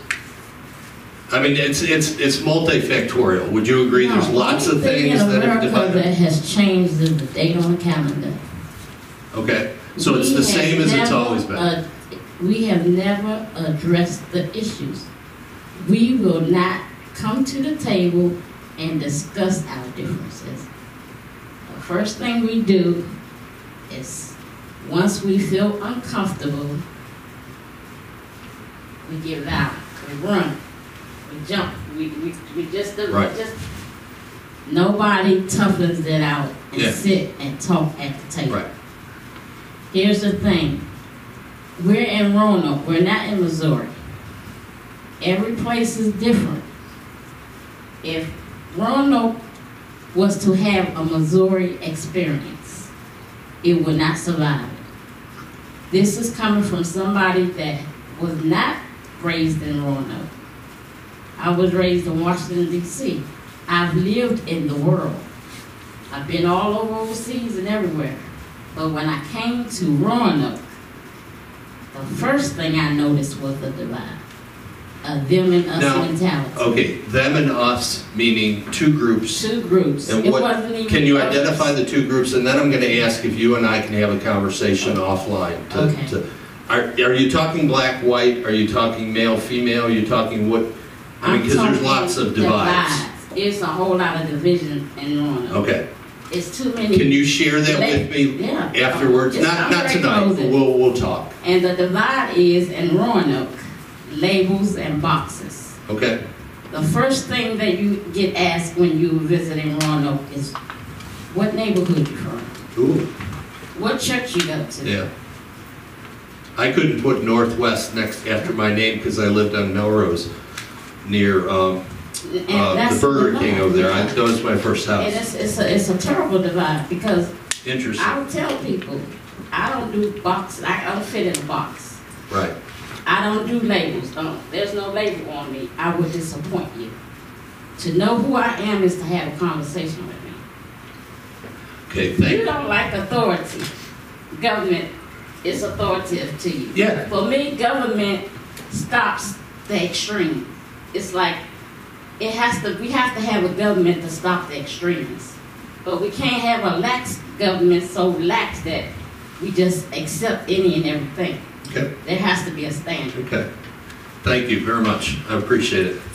And hopefully you'll take me up on my offer. I am. Because I want to extend that conversation. Okay, thank you all very much. I hope you got something out of it. please watch for the video. We're going to have it up sometime next week. I'll be Facebooking you, so, you know, just say something nice, say something, just be polite. Don't call me a name. And thank y'all for coming. Grab a cookie, bottle of water on your way out.